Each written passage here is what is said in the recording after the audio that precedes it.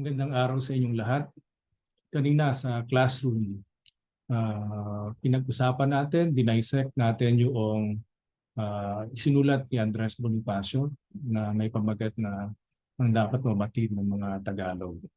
Pinag-usapan natin yung ilang elemento ng filosofiyang panlipunan ni Andres Bonifacio.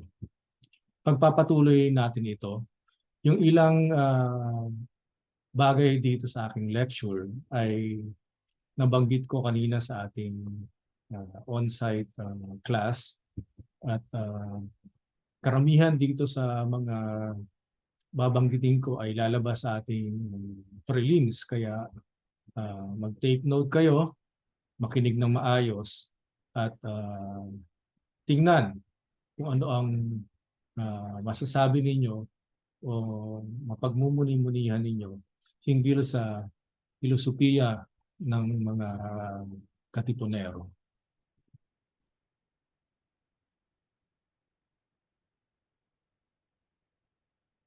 Tinitingnan natin yung mga isinulat ng mga Katipunero, ano?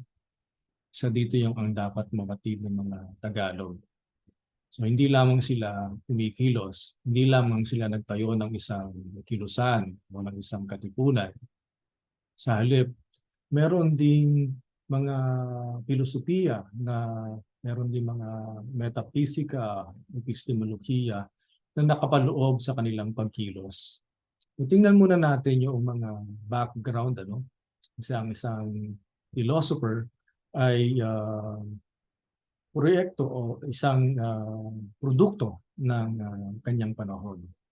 Kaya malamang yung mga bagay na nangyayari nung panahon ng yon, yung mga sirkumstansya, no? Yung mga nakapalibot sa philosopher, ay nakaimpluwensya sa kaisipan niya.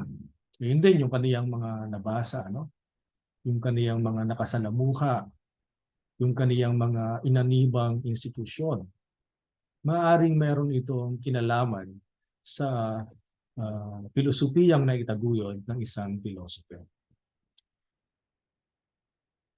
Sa simulan ng ika-19 na taon, nagkaroon ng pagbabago sa ekonomiya dulot ng pagkaputol ng monopolyo sa kalakailang galyon, katulad ng binanggit ko kanina sa ating lecture. Sanhi ng paghihimaksik ng mga Mexicano na pilitan ng mga Espanyol na buksan sa ibang lahi ang kalakalan. At nang pumasok sa sistemang pang-ekonomiya ng mga Pranses, mga Briton, British, at mga German, mga Aleman, nagkaroon ng papel sa lipunan ng mga mestisong Chino na silang naging tulay o middleman sa pagitan ng mga dayuhan at mga katutubong Indio. Dati naman, hindi malapat ang papel ng mga mestisong Chino. Pero dahil nga sa circumstansyang ito, parang naging in-demand sila. Naging mga agent sila. No? Pwedeng interpreter, pwedeng middleman or agent ng mga Pranses, Briton at Aleman sa pakikipag-negosyo nila, sa pakikisalamuha nila sa mga Indio. Nagkaroon ng yaman ng mga mestisong Chino at napag-aral nila ang kanilang mga anak sa mga institusyon na gumagamit ng sistemang Europeo. Kaya dito nagsimula ang pagkakahati ng mga kolonyal na Indio. Mga Indio na nga, mga kolonyal na nga, nahati pa. Maaari natin itong tingnan na sinadya o di sinadya. Pero ang malinaw, merong nagkaroon ng pagkakahati ng kamalayan ng mga kolonyal na Indio. Merong mga kolonyal na Indio na natiling bahagi ng bayan sa pamamagitan ng pag-uugat ng kanilang kamalayan sa kaisipan ng kanilang mga ninuno. Na natili sa kanilang kultura, sa kanilang tradisyon. At mga kolonyal na Indio na niyakap ang mga kaisipang Europeo. Maaari nating tingnan ito bilang yung mga nakapag-aral o gumamit ng sistemang edukasyon ng mga Europeo. Ito yung tinatawag ni Jesus Salazar, isang Filipino anthropologist, isang Filipino philosopher also. Ito yung tinatawag niyang Great Cultural Divide. o itrinanslate niya sa Tagalog na dambuhalang pagkakahating pangkamalayan. Sa teoryang ito ni Salazar, hindi tinitingnan ang daloy ng kasaysayan bilang tunggalian lamang ng uri. Karl Marx, ano? Sabi kasi ni Karl Marx, ang kasaysayan ay pinatatakbo ng tunggalian ng mga uri. Class struggle. Nagkakaroon ng pagbabago sa lipunan dahil sa class struggle. Pero para kay Salazar, hindi lamang ito ang nagpapadaloy o nagpapatakbo ng kasaysayan. Sa halip, dumadaloy rin ang kasaysayan dahil sa tunggalian ng mga kamalayan. Dahil magkakaiba ang ating consciousness. Sa ganitong pagbasa, bagaman iniimahe ng mga kolonyal na Indio ang pagbubuo ng bansa, lahat ng kolonyal na Indio ay nag-iimahe nasa kanilang isipan ang pagbubuo ng bansa. Magkakaiba naman ang iniimahe nilang modelo batay sa kung anong kamalayan o kultura ang nananalaytay sa kanilang isipan. Binigyang artikulasyon ito ng mga ilustrado, halimbawa sa isang banda, gamit ang mga natutuhan nilang modelo sa kanluran. Yung kanilang modelo ng binubuo nilang bansa ay batay sa natutuhan nilang modelo sa kanluran. Republika, no? Samantalang iba ang nosyon ng taong bayan kung paano buuin ang isang bansa. Bayan ang kanilang binubuo. Ito ang konsepto ng nasyon ng mga ilustrado, laban o versus konsepto ng bayan ni Bonifacio at Emilio Jacinto, ng mga katipunero. Pinangalanan itong nasyon ng mga ilustrado gaya ng natutuhan nila sa liberalismong kanluranin. Ayon sa kanila, isang republika ang dapat hangarin kung saan may mga karapatan ng taong bayan na sinisiguro ng konstitusyon. Ibig sabihin, karapatang pampolitika at kalayaan ang kanilang tuon.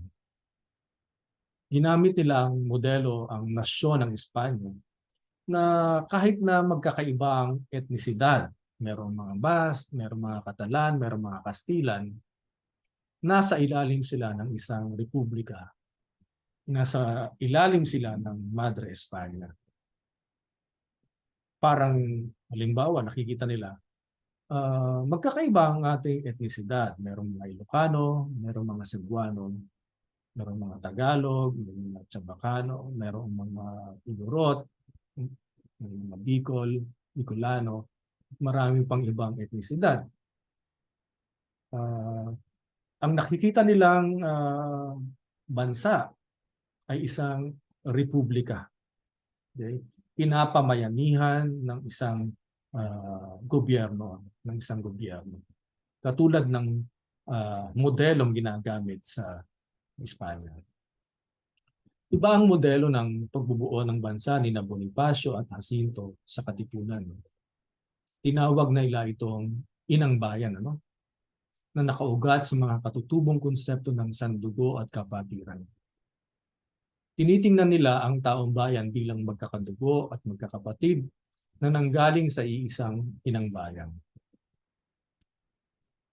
Bukod sa pampulitikang kalayaan, mayroon silang metaphisika ng kapatiran na tinitingnang magkakapatid ang bawat isa, nagtuturuan at nagmamahalan na may mabuting kalooban na siya magdadala sa kaginhawaan at tunay na kalayaan.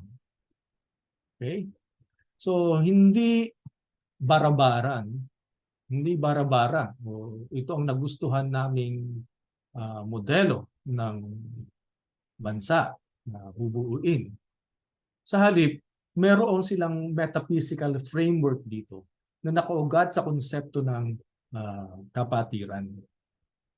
Maganda yung term na kapatid, So, magkakadugtong kasi nanggaling sa isang ina, kaya ang tawag nila inang bayan. Okay? Tinitingnan nila yung mga Tagalog, yung mga Filipino, bilang magkakadugtong, hindi watak-watak. Okay? At ang pagkakadugtong na ito ay nanggaling sa mabuting kalooban, ano? Okay. Nanggaling sa uh, mabuting kalooban. At ang goal nito ay tunay na kalayaan na nakaugat sa ginhawang nararamdaman, ano? Ginhawang nararamdaman ng individual, ano? Ng ating kalooban. May itatanong natin, ano ba ang kaibahan ng pampulitikang kalayaan at ang tunay na kalayaan na binabanggit dito ni Bonifacio? Nabanggit ko na ito kanina sa ating discussion, ano? So, sa Republican model, magkakaloob, kumbaga, nanggaling sa gobyerno ang kalayaan. Ibinigay ito, niregalo, no? Ipinagkaloob sa taong bayan ang kalayaan. Pero kapag meron ka bang political freedom, ano? Pwede kang bumoto, pwede kang mamasyal-masyal kung saan mo gustong pumasyal. You are free to roam around, ano? Pwede kang mag-travel and so on. Ibig sabihin ba nito, meron tayong tunay na kalayaan? It doesn't follow. Maaaring mayroon tayong pampulitikang kalayaan tulad ng pagboto. Subalit hindi tayo kumakain ng wasto 3 beses sa isang araw. Tunay ba yung kalayaan? Ibig sabihin, hindi garantiya ang pampulitikang kalayaan na nakasulat sa konstitusyon, halimbawa, upang magkaroon ng ganap na kalayaan ng isang tao. Ipinaliwanag din ni Bonifacio na ang isang katutubong konsepto ng demokrasya na tinawag niyang haring bayan or sovereign nation na nangangahulugang nasa taong bayan ang kapangyarihan at hindi sa iisang tao lamang. Kaya nga hindi niya tinatawag sarili niya na bilang hari, ano? Supremo ang tawag sa kanya, ano? O pangulo ng haring bayan. No? Kita natin yung mga image na ginagamit dito, pang-ulo. Tinitingnan kasi ang bayan bilang isang katawan, isa. At yung pangulo, hindi hiwala yon. Sa yung ulo, sa yung head noong haring bayan. Ano? Yung haring bayan na binubuo nila. So, hindi siya iba. Bahagi lamang siya. Actually, ang power ay nasa taong bayan. Tagapaglingkod yung Pangulo. Hindi siya yung pinagsisilbihan. Subalit noong sinisimulan na ni Bonifacio ang kanilang modelo sa pagbubuo ng bayan, isinantabi sila ng mga ilustrado at inagaw ang poder kay Bonifacio. Hindi natin makakalimutan yung eleksyon sa Tejeros. Wala silang bilib sa pilosopiyang panlipunat at pampolitika ni Bonifacio dahil malayo ito sa konsepto ng nasyon na natutuhan nila sa kanluran. Hindi nagtagal, lalong tumindi ang pagkakahating pangkamalayan nang ipatupad ang edukasyon sa salita ni Renato Constantino, misedukasyon, nang ipatupad ang edukasyong Amerikano kung saan lalong dumami ang naisantabi sanhi ng pamamayani ng iilang hinasa sa edukasyong nakakiling sa may kapitan. Okay? Calculative, ano?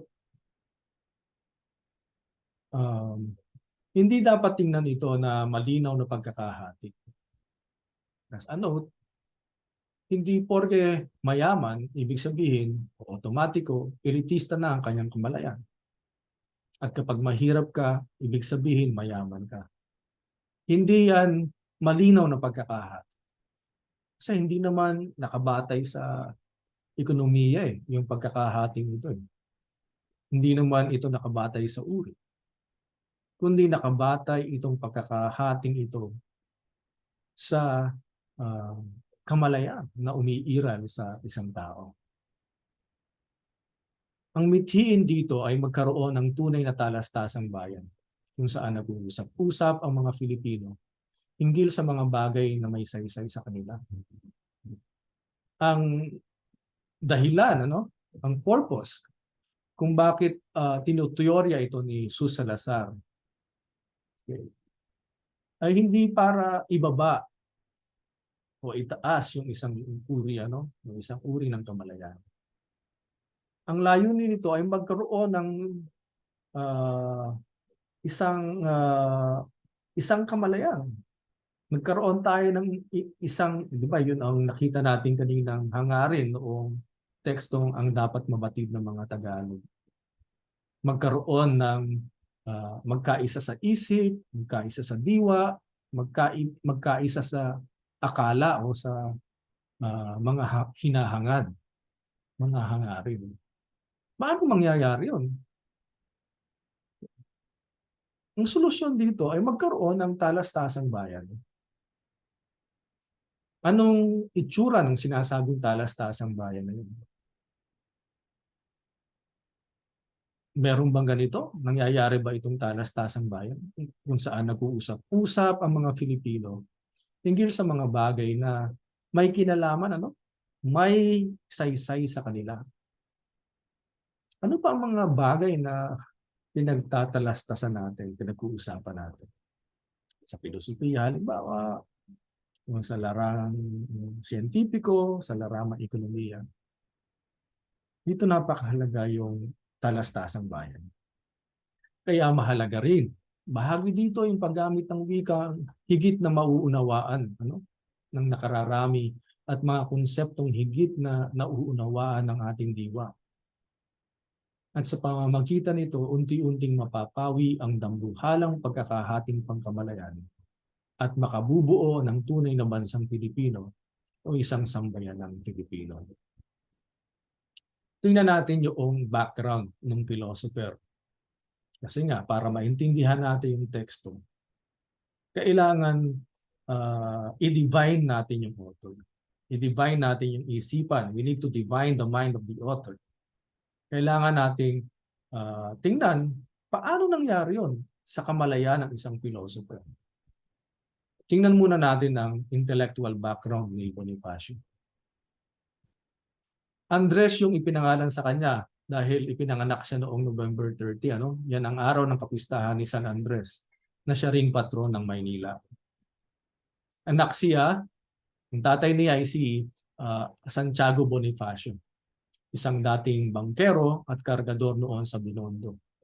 Kasi mahalaga yung role ng mga bangkero noong panahong iyon, lalo na sa Binondo, sentro ito ng komersyo noong panahong iyon. Yung Makati ngayon Yung Binondo noong panahong yan, nariyan ang mga negosyo. Nariyan ang mga opisina ng mga negosyante. Merong silbi sa lipunan yung tatay niya sa Santiago. Isa siyang bangkero, Yan ang highway noong panahong iyon. Yan ang means of transportation noong panahong iyon. Pero dahil sa sakit na TB, huminto siya sa nasabing trabaho at naging isang mananahi. Binuksan din niya ang isang maliit na negosyo ng paggawa ng sombrero, baston, feather duster at pamaypay. At naging may mga author na nagsasabing naging teniente mayor siya sa Tondo. Subalit wala akong makitang primaryang teksto na makapagpapatunay nito sa ngayon. Binanggit ko lamang yung ilang mga hinuha ng ilang mga author. Yung nanay naman niya, yung background ng nanay niya, ay isang anak ng Espanyol na may apelyidong Lejarde na nagmamay-ari ng isang plateria sa Santa Cruz. Doon sa area sa Maynila, Santa Cruz. Gamit ng nanay niya yung apelyido ng kaniyang mistisang Chinong ina na Di Castro dahil anak sila sa labas. Yung tatay niya ay may ibang lahi. Nagtrabaho si Catalina bilang isang superbasor, isang may katungkulan, may katungkulan doon sa isang pabrika ng tabako. Ang isang maestra o superbasor ay kumikita ng 16 pesos kada buwan na hindi masama noong panahong iyon. Kaya hindi natin masasabi na pobre si Bonifacio. Maaring hindi kasing yaman ni Rizal, ano? Maaring hindi kasing yaman ng mga ilustrado, pero hindi naman sila hikahos. Hindi naman sila dukha na kalimitang ginagamit na image kapag pinag-uusapan si Bonifacio. Nakita natin sa background na hindi siya dukha o salat, di ba? Kalimitang mga salitang ginagamit para i-describe siya: dukha, salat, kapos, hikahos, dakop, maralita, mahirap, anak pawis, pulubi, sawimpalad. O kaya yung mga image na ginagamit sa monumento, ano? Kapag pinapakita sa ripulto si Bonifacio. Ang tanong, bakit gano'n, ano? Bakit yon ang ginagamit? Siyempre, alam na natin ang sagot sa ganyang katanungan. Pag-usapan naman natin yung background ng kanyang edukasyon. Sino-sino ba yung mga nagturo sa kanya? Anong klase ng edukasyon ang kanyang nakamit, ano? Nakapagtapos ba siya ng pag-aaral? Ayon sa mga historiador, ano? Maayos ang basic education ni Bonifacio. Pumasok siya sa isang pribadong paaralang elementarya sa Tondo na pinatatakbo ng isang abogado na si Don Guillermo Osmeña. Nag-aral din siya sa Eskwela Municipal de Niños sa Tondo, na ang pangunahing maestro noong panahong iyon ay si Don Epifanio del Castillo. Ayon naman sa kaibigan niyang si Pio Valenzuela, nag-aral ng sekundarya si Bonifacio at nakaabot ng third year sa isa sa mga pribadong paaralan sa Maynila. May mga nagsasabing Ateneo, no? Sang-ayon sa mga teksto, hindi nakapagtapos ng high school si Bonifacio dahil maaga silang naulila. 15 o 15 years old, ulila na sila. At dahil doon, kailangan nilang magtrabaho para suportahan ang kanilang buhay. Kasi panganay si Bonifacio, kailangan niyang suportahan yung mga nakababata niyang kapatid. 5 sila, no? Noong namatay ang kaniyang mga magulang, ipinagpatuloy ni Bonifacio ang maliit nilang negosyo at tinuruan ng kaniyang mga kapatid ng paggawa ng pamaypay na papel at baston. Gumagawa sila at nagtitinda ng mga ito sa kalye at sa simbahan ng Tondo. Yung paggawa ng baston, ano? Paggawa ng pamaypay. Ito ang isa sa mga pinagkakitaan ni Bonifacio. Tinitinda nila ito dito sa... Andiyan pa yan yung Tondo Church, ano? Yung simbahan ng Tondo. Mahirap ang buhay nilang magkakapatid dahil kailangan nilang magtinda. Pero hindi totoo na isang kahig, isang tuka sila, na tulad ng sinasabi ng iba. Una siyang nagtrabaho sa J.M. Fleming, isang kumpanya na pag-aari ng isang British, ano, na matatagpuan sa May Binondo, malapit sa Binondo. Itong J.M. Fleming ang bumili ng bahay at lupa ni Bonifacio sa Tutuban upang gawing bodega. Ito ang dahilan kaya nakilala siya, mayroon siyang nakilala na mga administrator, mga nagpapatakbo ng nasabing kumpanya. At dahil doon, kinuha siya para maging ahente sa pagbibenta ng tar o sa pagbili ng tar at troso na ginagamit naman ng J.M. Fleming sa paggagawa ng daanan ng tren. May ilang nagsasabi na nagtrabaho muna siya sa J.M. Fleming bilang utusan, ano, bilang mandatoryo. Pero kalaunan naging sales agent siya ng J.M. Fleming o yung tinatawag na corridor.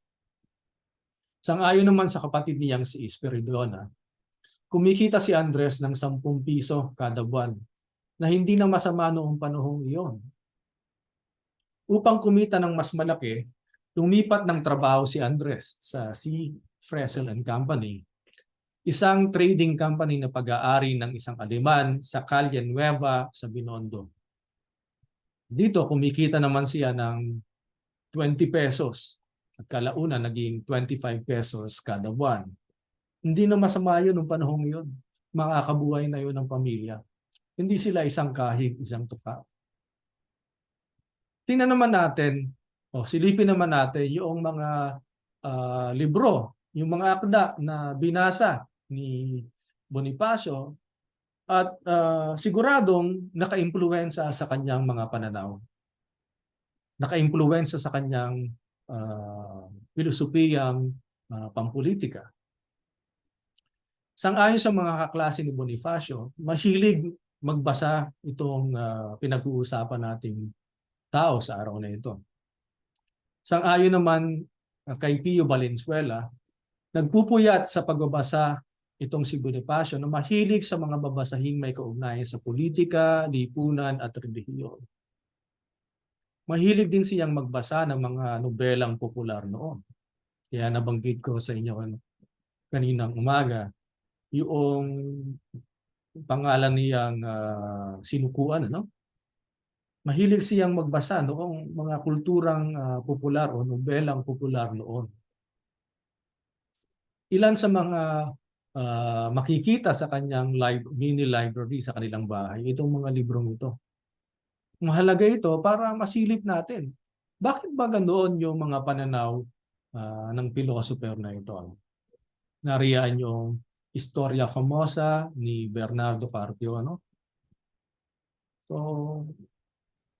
hindi lamang mga akdang pampolitika, ano? Exposed din siya sa mga akdang pangliteratura. Naandyan din yung Florante at Laura, no? Naandyan din yung, siyempre, yung nobela ni Rizal. Kasi idol nga ni Bonifacio si Rizal, di ba? Yung Noli Me Tangere. Nung mabasa niyan yung Noli Me Tangere, ano? Meron nga mga nagsasabi na trinanslate ito ni Bonifacio sa Tagalog. Okay. So, hindi totoo na hindi edukado si Bonifacio. El Filibusterismo, la Solidaridad, ano? Nandiyan din yung mga publikasyon ng La Solidaridad na ang patnugot ay isang ilustrado na si M.H. Del Pilar, ano? Siyempre, yung Bible. Binabasa rin niya yung Bible ng panahon ngayon. Kasi nung panahon iyan, yung hindi ordained, ano? Yung hindi bahagi ng order, yung hindi pare o hindi kahit bahagi ng order, ano? Kapag hindi ka pare, hindi ka pinapayagang magbasa ng Biblia kasi maaari kang maligaw sa interpretation. Wala naman silang kahandaan sa theology. Pero si Bonifacio, babad siya sa pagbabasa nito. Kaya makikita mo yung impluwensya ng Kristyanismo, ano, sa Rebolusyong Pilipino ng mga Katipunero, no? Sa kanilang mga pagkikipaglaban, naroon yung image ni Mama Mary. Okay? Kahit sa kanilang filosofiya, naandun yung pag-asa na inspired noong passion, death and resurrection story ni Jesus Christ. Ano? Buo yung kanilang pag-asa dahil doon sa passion, death, and resurrection. May resurrection eh. Okay. Kaya hindi totoo yung sinasabi ni Marx na religion is the opium of the people. Maaring sa Europa naging totoo yun. Pero dito hindi naman naging opium, ano? Hindi naman naging opio yung relihiyon eh. Yung relihiyon pa nga ang nagsilbing mitya para magrevolusyon yung mga Katipunero, no? Na-inspire sila ng istorya ni Jesucristo. Kaya kung babasahin ninyo yung akda ni Renato Constantino na Passion and Revolution. Okay. Yan ang isa sa mga pangunahing thesis ng libro na yon. Yung pagka magiging aware nila, no? Magiging conscious nila tungkol sa passion, death, and resurrection story na malimit na babasa o napapakinggan man lamang ng mga Pilipino, no? Ng mga Indio ng panahong iyon sa pasyon, right? Bible. Nandyan din sa kanyang library yung Historia de la Revolución Francesa, no? Yung French Revolution, yung life of the presidents of United States.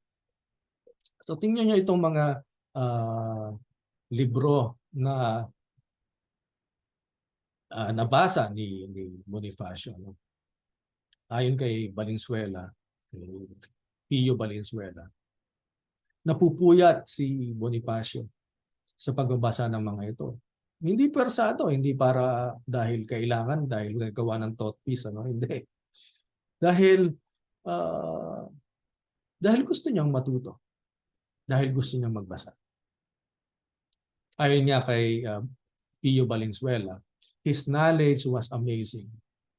He had seen nearly all the revolutions between the covers of his books, and there is no doubt that they contributed largely to his becoming an art revolutionist.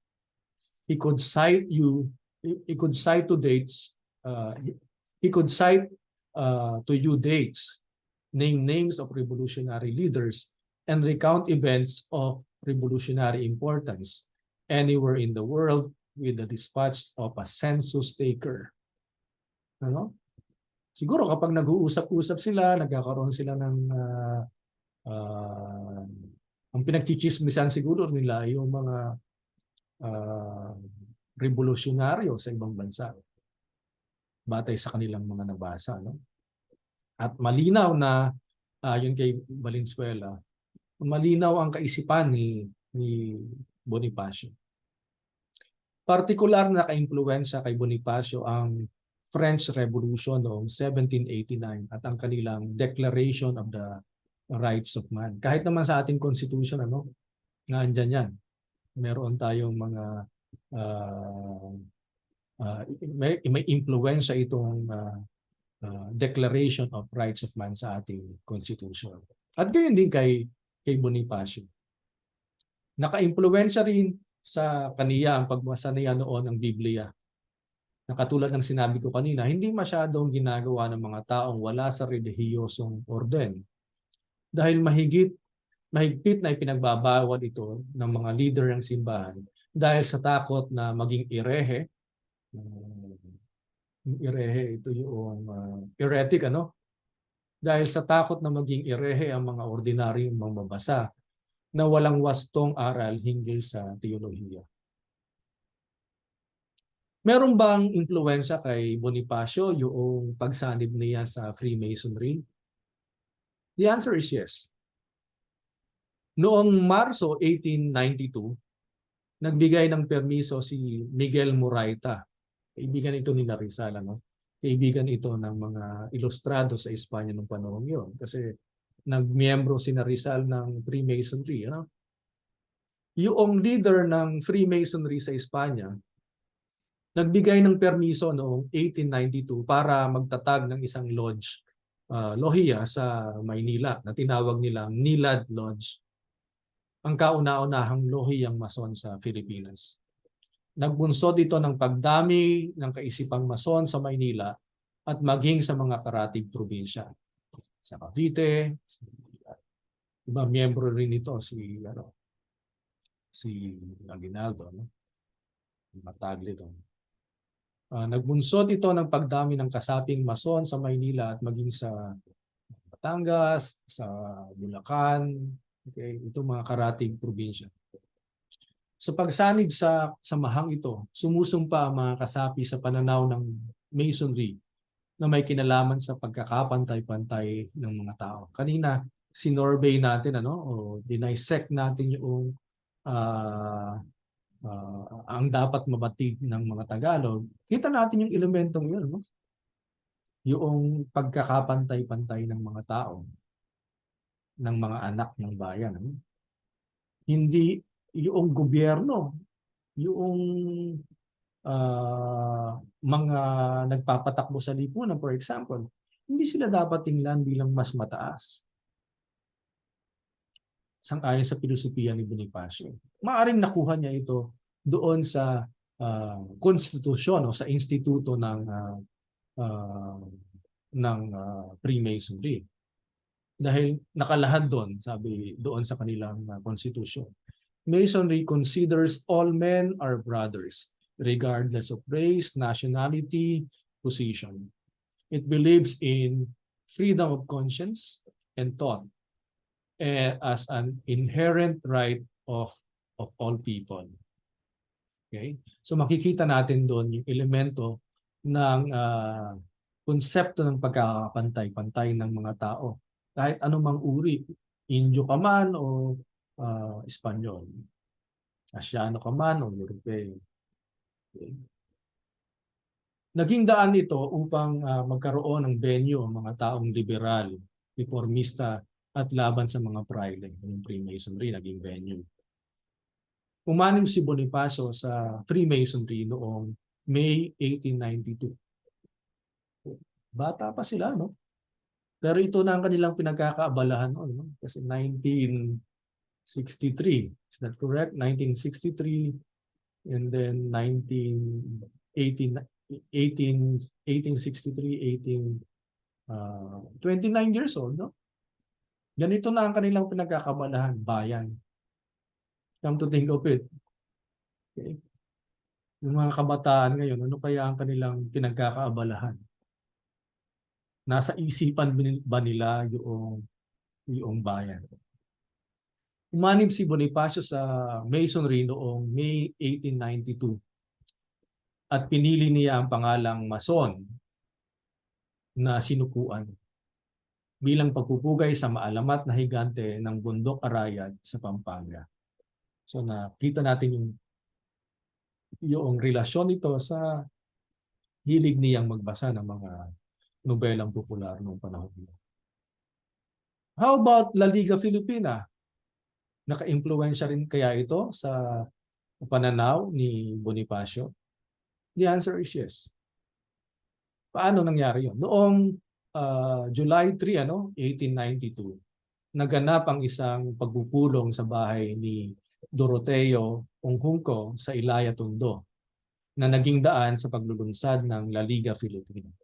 We are aware of this historical fact, no? La Liga Filipina, 1892. Karamihan sa mga dumalo sa nasabing pagpupulong ay kasapi ng Freemasonry. Nagsalita rito si Jose Rizal, as we all know from our Philippine history. Nagsalita dito si Jose Rizal na kagagaling lamang sa Hong Kong. Kasi yung La Liga, yung kanilang samahan sa Espanya ay humihina. At ayon kay Rizal, ang totoong laban narito sa Pilipinas. Sulat siya ng sulat doon, wala rin nangyayari, kailangan niyang umuwi. At nagbuo sila ng La Liga Filipina dito noong July 3, 1892. Sang-ayon sa konstitusyon, sa estatuto ng La Liga Filipina, ang samahan ay the means by which industry and commerce will be developed. And the people, once they had made themselves prosperous and united, will achieve not only personal liberty, but even national independence. Okay? Ito bang kaisipang ito? Nakita natin doon sa ang dapat mabatid ng mga Tagalog? Yes. Diba? Modernismo. Sa simula, kailangang magkaroon ng kasarinlan. Tayo ang magpatupad ng mga bagay tungkol sa ating mga sarili. Pero hindi doon natatapos. Ito ay natatapos sa pagkakaroon ng katipunan. Pagkakaroon ng national independence. Ang pangunahing layunin ng La Liga ay unite the whole archipelago into a compact body, vigorous and homogeneous. Makikita yan sa kanilang Constitution and bylaws. Noong July 7, 1892, ilang araw lang, kailan ba natatag yung La Liga? July 3. July 7, nabisto yung La Liga Filipina, kaya nagpalabas ng decree si Gobernador Hilardes Pujol na nagpaparatang kay Jose Rizal bilang separatista at kaaway ng simbahan. At nag-uutos na ipatapon sa dapitan si Rizal. Dahil sa pagiging exiled ni Rizal, wala nang sumunod na pagpupulong na naganap ang La Liga Filipina. Ito ang sinasabi ring araw kung kailan na itatag ang katipunan. Okay? Sang-ayon sa mga historiador, itinatag ang katipunan noong July 7, 1892, kasunod ang pagpapatapon kay Rizal. Ang mga founding members nito ay sina Bonifacio, Teodoro Plata, Ladislao Diwa, Diodato Arellano, Valentin Diaz at marami pang iba. Okay? So tingnan natin yung teksto. Ano ba yung mga bagay na nakapaloob dito sa pananaw ni Andres Bonifacio? Pero bago natin i-dissect ulit yung ang dapat mabatid ng mga Tagalog, paano ba dapat basahin yung teksto? May isang mungkahing ibinigay si Epifanio San Juan, ano? Pakihanap na lamang noong philosopher na ito. Social scientist din ito, historian at philosopher, no? Epifanio San Juan. Malimit ang kanyang mga article ay nakapangalang E. San Juan, ano? Marami din siyang libro. Hindi ka kukulangin kapag ka mga writings ni San Juan, ano? Kasi prolific writer ito. Ang dami nitong naisulat.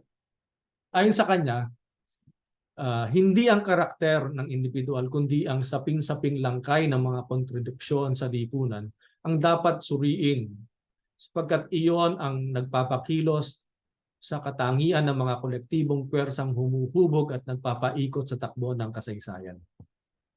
Okay. Ano bang sinasabi dito ni San Juan? Ano? Sa pagbabasa ng isang teksto, kailangan nating alamin, ano? Saliksikin yung saping-saping langkay ng mga kontradiksyon sa lipunan. Ano ba ibig sabihin ng saping-saping langkay? Parang patong-patong na bunga. Pag sinabing langkay, ano? Mga kumpol ng bunga. Ano ba yung mga naging resulta ng kontradiksyon sa lipunan? Hindi kung ano yung karakter ng individual, kundi ano yung mga bagay. Ano yung mga bagay na ka-impluwensya sa individual na yan? Ano ba yung mga bagay na yon? Yun yung saping-saping langkay ng kontradiksyon sa lipunan. Okay. Ito ang dapat suriin sa ayon kay San Juan. Sapagkat iyon ang nagpapakilos sa katangian ng mga kolektibong pwersang humuhubog at nagpapaikot sa takbo ng kasaysayan. Pag nakita natin yung isang teksto, hindi yan teksto lamang. May konteksto ito. Nasulat ito ng isang author dahil may namuong kamalayan sa kanya. At itong kamalayang ito ay bunga ng mga kontradiksyon sa lipunan. Sapin-sapin, patong-patong na kumpol o ng bunga ng mga kontradiksyon ng lipunan. Yan ang dapat tingnan ng isang taong nag-a-analyze ng isang teksto. Sa ganyang paraan natin titingnan yung teksto ni Bonifacio. Ano-ano ba yung mga bagay na naka-impluwensya sa kanyang pagsusulat? Dito sa pananaw ni San Juan, mauunawaan ang pananaw ng individual o ang pananaw ng isang philosopher sa pamamagitan ng pagsasakonteksto nito sa isang takdang yugto ng kasaysayan. Sa ibang salita, maling sabihin na sikolohiya ni Bonifacio ang dahilan ng pagkakapas lang sa kanya. Sa ganyang pananaw, hindi nausisa o hindi na isaalang-alang ang masalimuot na pwersang pampolitika na nakasalalay sa mga pangyayari noong panahong pinaslang siya. Ngayon, pag-usapan na natin yung tekstong ang dapat mabatid ng mga Tagalog. Sabi natin kanina noong discussion natin, isa itong sinoptikong akta. Manipis, 2 pages nga. Isa itong sinoptikong akda na nagpapaliwanag ng kahalagahan ng kolektibong pagkilos upang mulat na kumawala sa kontrol ng iba pang diwa, budhi at asal at iba pa. Nais ipabatid ni Bonifacio na walang nagawang mabuti ang sanduguang nangyari, blood compact na nangyari sa pagitan nila si Catuna at Legazpi. Nabasa natin yan kanina sa mismong teksto. Walang laman ang pangako nilang gigisingin sa kagalingan ang mga katutubo, kundi lalong binulag sa kamangmangan at kasamaang asal. Mahalaga ring ipinabatid ni Bonifacio na liwanag noong unang panahon, no? Tahimik at maayos ang pamumuhay ng mga Tagalog. Binanggit din natin pag sinabing Tagalog. It pertains to Filipinos, ano? Kasi iniiwasan niya nahiramin yung termo ng yon. Pero kapag nagkasundo na, kapag napalaya na yung bayan at nagkasundo na sa itatawag na pangalan, babaguhin ito tungo sa napagkasundo ang pangalan. Pero Tagalog muna ang ginamit niya, o Katagalugan yung ginamit niya pagtawag sa Pilipinas. Ano?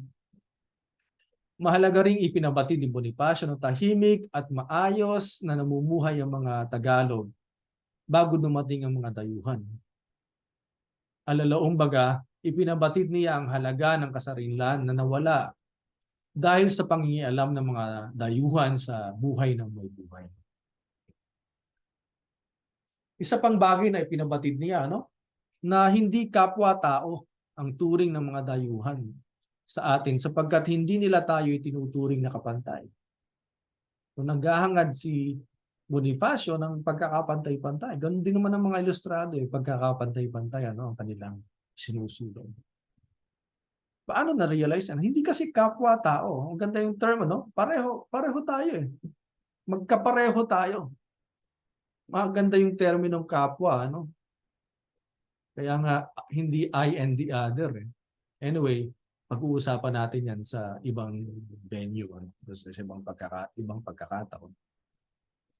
Makikita ito sa pagpapabatid ni Bonifacio hinggil sa paghingi ng lingap ng taong bayan na pinapalitan naman ng mga dayuhan ng makahayop na kabangisan. Nakita natin yan sa mga unang paragraph noong teksto. Isang excerpt doon yung sinasabi niya dito. Ngayon, lalo tayong nabibilibiran, napupuluputan, natatalian, lalo tayong nabibilibiran ng tanikalang nakalalait sa bawat lalaking may iniingatang kapurihan. Parang nakakalalaki na itong Madre España, itong mga Espanyol. Hindi na yan tama. So pinababatid niya yung maling pagturing sa atin ng mga dayuhan. Maganda rin ang paggamit ng imahe ng liwanag ng araw. Nililiwanagan tayo ng katwiran. Kahit sa kanilang mga flag, laging present yung liwanag ng araw. Napaka-rationalist, na para magkaroon ng kabatiran, nililiwanagan yung ating isipan. Reason. Malimit ginagamit ito ng mga rationalists katulad na Plato, Descartes at iba pa. Kaya kabatiran ng mata at kabatiran ng isipan ang kailangan para sa isang kolektibong pagkilos ng mga anak ng bayan. Hindi lamang kabatiran, kabatiran ng mata, ng mga pandama. Mahalaga yon. Kasi tulay yon para magkaroon ng kabatiran ng isipan. Maaring nararanasan natin yung mga pang-aapi, okay? Yung mga inhustisya. Pero hindi lahat humahantong sa kabatiran ng isipan. Kaya pinupunto dito ni ni Bonifacio yung kahalagahan ng dalawang uri ng kabatiran, karanasan at saka kaalaman. Kabatiran ng mata, kabatiran ng isipan. Isa marahil ito sa mga unang teksto sa archive o sa artsibo ng Pilosopiyang Pilipino na nagtataguyod ng tinatawag natin ngayong struggle for recognition. Para kay Bonifacio, mahalagang mabatid o maramdaman muna ng mga Tagalog ang mga nangyayaring injustisya upang kumilos ang taong bayan para sa hustisya. Kaya matapos ipabatid ni Bonifacio ang sadyang nangyayaring pangbabalasubas ng mga dayuhan sa pagkatao ng mga Tagalog, mahalagang tanong kung anong pagkilos ang dapat isagawa. So hanggang kabatiran lamang ba yung pinupunto ng teksto? Hindi. Kailangang kumilos. Ang totoong kabatiran ay kung meron kang ginagawang something doon sa bagay na nabatid mo. Ibig sabihin, pasimula lamang ang pagkabatid. At ang sukatan ng tunay na pagkabatid ay kung tumutungo ito sa pagkilos. Tinitingnan ni Bonifacio na isang tanglaw ang kabatiran. Ipinakikita ng liwanagan. Isang tanglaw ng kabatiran, isang tanglaw ang kabatiran upang makita natin ang aksyon na dapat natin gawin. Kailangan ba aksyon lamang ng aksyon? Hindi. Kailangan ng kabatiran. Okay? Kaya may filosofiya ang kilos eh. Kaya kailangan magbasa. Kailangan magbasa rin ng mga katipunero. Alright? So, malinaw, no? Theory and praxis ang filosofiyang panlipunan ni Bonifacio. Hindi kilos lamang ng kilos. Yung kilos ng kilos na hindi ginagabay ng teorya, bulag yun. Okay. Yung puro naman teorya, hindi kumikilos, wala ring silbi yun. Kaya para kay Bonifacio, malinaw ang kahalagahan ng mga teorya at ng mga praktika. Ngayon, dahil sa tanglaw ng kabatiran, nakita ni Bonifacio ang isang aporia o dead end kung ipagpapatuloy pa ang pagpapaubaya. Ano? Kung reforma ang hihingin, ipapaubaya yung bansa sa ibang namumuno, na pamumuno ng ibang lahi.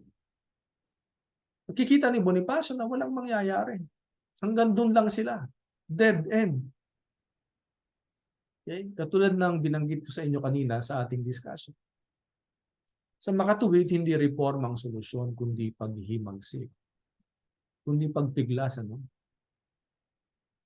Wika niya, itinuturo ng katwiran na huwag nating sayangin ang panahon sa pag-asa sa ipinangakong kaginhawaan na hindi darating at hindi mangyayari. Isang klaseng aporia ito na hindi nakikita ng mga reformista. Na nakikita ni Bonifacio. Sa nakikita ni Bonifacio, isang trap. Isang patibong ng mga kaaway ang reforma para lalong mabaon ang mga Pilipino. Dito nakikita natin ang isang filosofiya na ang kilos ay nakasanib sa katwiran.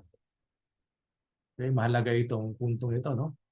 Yung filosofiya ni Bonifacio ay isang klase ng pagkilos na nakasanib sa katwiran. Isang praktika na nakasanib sa teorya. Isang pakikibaka na nakaugnay sa kaalaman o sa pag-alam. Napaka-modernismo, no? Napaka-modernismo. Pero sarili din ni Bonifacio.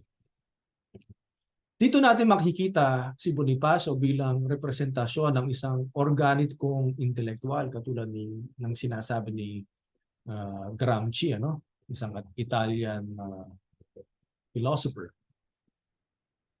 Ano ba yung pag sinabing organic intellectual? Isang uring manggagawa na nagtamasa ng dulong sa pamamagitan ng edukasyon at pakikahalubilo sa taong bayan. So, hindi lamang mahalaga yung pagkakaroon ng degree galing sa university, ano? galing sa eskwelahan. Pero doon ba natatapos ang mga bagay na yun?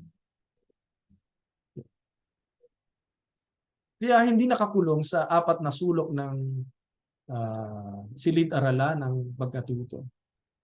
Kaya sa halip, mas malalim yung edukasyon na natutuhan galing sa pagdanas, galing sa pakikihalubilo sa taong bayan. Yun ang meron si Bonifacio. Diba? Babad siya sa karanasan. Alam niya ang ibig sabihin ng hustisya. Okay. Hindi dahil isang bagay nabasa niya. Kanino tayo mas maniniwala, yung nagbasa kay Plato tungkol sa justice? So alam niya yung justice. O yung doon sa taong nakaranas ng injustice? Kaya nga, sabi ni Roque Ferriols, isang Filipino philosopher, magkaiba yung kaalamang karanasan at kaalamang larawan. Descriptive knowledge at saka experiential knowledge. Magkaiba yun. Okay. Makikita rito ang isang pilosopiya ng revolusyon na nagsisimula sa pagkabatid ng di makatwirang kalagayan. Bukod rito, may sangkap ng modernismo itong pilosopiya ni Bonifacio na mahihiwatigan sa kaniyang panawagang magtiwala sa kakayahan ng sarili at huwag umasa lamang sa kakayahan ng iba. Gayunman, hindi sa modernismo nagtatapos.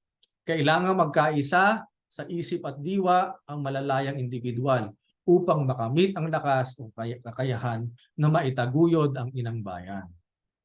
So kailangan ang isang bansa, kailangan ang isang katipunan. Kasi walang silbi yung personal freedom kung hindi naman malaya yung lipunan. Magiging effective ba yung personal freedom kung hindi malaya yung lipunan? Hindi. Okay. Wika niya, itinuturo ng katwiran na tayong magkaisang loob, magkaisang isip at akala, at tayo'y magkalakas na maihanap ng lunas ang naghaharing kasamaan sa ating bayan. Sa makatuwid, bagaman nagsisimula sa pansariling kamulatan, tumutungo naman ito sa lalong pangkalahatang adhikain na pagpapabuti ng kalagayan ng lipunan. Ngayon, alalahanin natin na may konteksto ang tekstong ito ni Bonifacio. Alalahanin natin na nakikidigma ang katipunan ng panahong iyon. Bakit kaya hindi na lang isinulat ni Bonifacio sa mahabang sanaysay, libro, yung kaniyang teksto? Bukod siguro sa walang panahon si Bonifacio dahil nakikipagdigma sila, maaari din namang wala siyang kakayahan dahil hindi siya nakapagtapos sa university. Bukod doon, okay, wala siguro silang panahon na magsulat ng mahabang treatise hinggil sa ideolohiya o diwa ng pagre-revolusyon. Pero bukod doon, may nararamdaman siguro si Bonifacio na pangangailangan para sa isang mabilisang pasya at aksyon. Kasi nga, katulad ng ginagawa rin ba? Bakit ba hindi nagsulat si Socrates? Dahil wala siyang kakayahang magsulat? Dahil ayaw niya magsulat? Kasi mas mahalaga sa kanya yung gawa. Ang filosofiya ay ginagawa. Okay? Mas mahalaga sa kanya yung aksyon. Okay? Ibig sabihin ba kapag hindi mo na isulat at kapag hindi libro yung teksto mo, hindi ka na maituturing na philosopher? At yung mga kaisipan mo ay hindi na filosofiya na maaari nating pagbatayan ng ating mga pananaw? Certainly, the answer is no. So kailangan hindi natin i-exclude yung pananaw ni Bonifacio sa ating matatawag na pilosopiyang Pilipino. Kung tutuusin, masinop niyang nailahad ang inilahad ni na Hegel at Marx sa kanilang mga akda. Napakakapal ng mga libro ni Hegel, ano? Napakakapal ng mga libro ni Marx.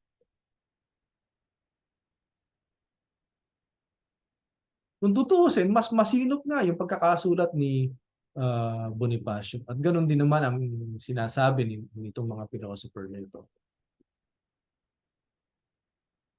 Ipinanganak si Bonifacio noong November 30, 1863. Nailathala naman ang Das Kapital ni Marx noong 1867. Okay? Buhay na siya nung nailathala yung isa sa mga magnum opus ni Marx na Das Kapital. Sa makatuwid, halos 4 taong gulang pa lamang siya noong isinakongkreto ni Marx ang konsepto ni Hegel hinggil sa dialektikong ugnayan ng Panginoon at alipin sa kanyang librong Phenomenology of the Spirit. Mahalagang gawain ng isang philosopher ang paghihimay ng kanyang mga kaisipan. Ganun yung philosopher dapat. Masinop, logical, at isinusulat yung kanyang mga konsepto. Subalit sa aktual na kalagayan ni Bonifacio nung panahong iyon, na hindi lamang pagpapabatid, na hindi lamang pag-i-educate ng isipan ng mithi, kundi maging aktual na pakikidigma, malamang hindi niya iyon magagawa. So we should not take that against Bonifacio para hindi siya matawag na palaisipan, no? Para hindi siya matawag na philosopher.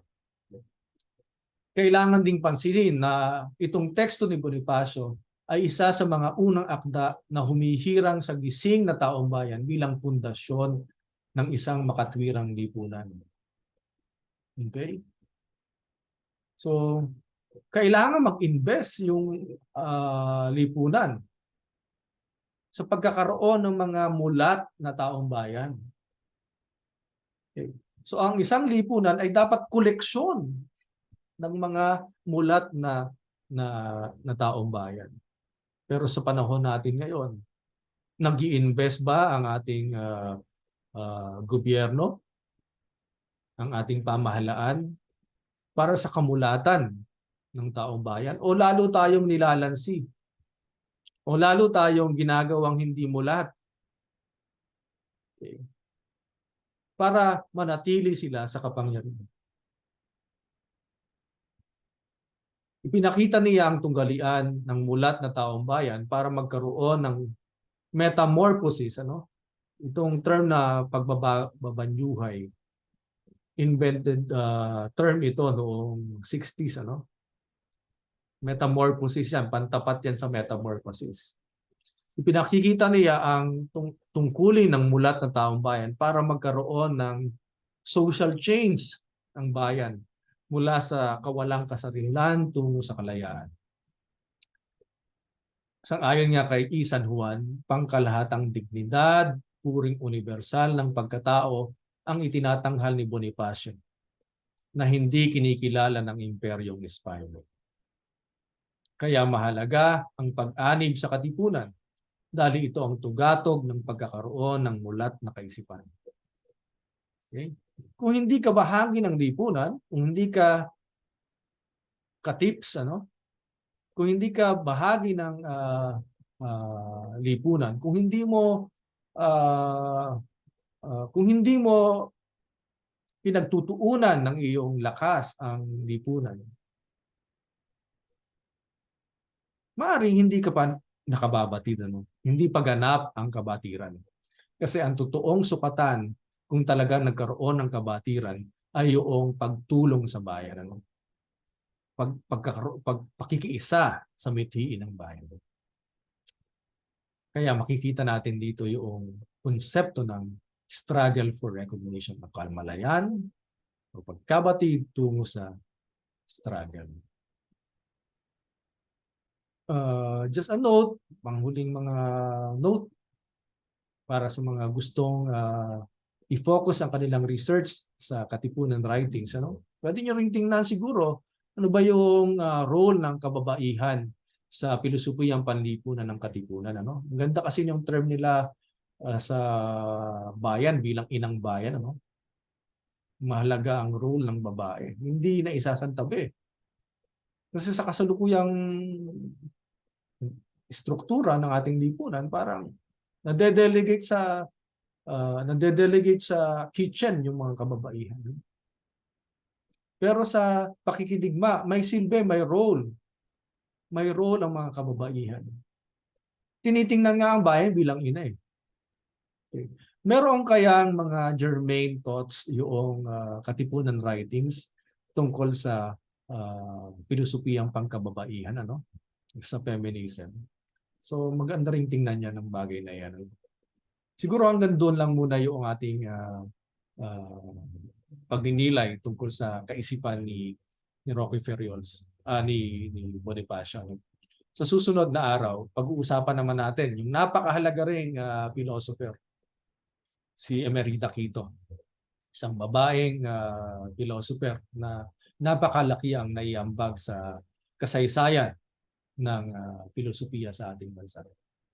Okay, maraming salamat sa inyong lahat.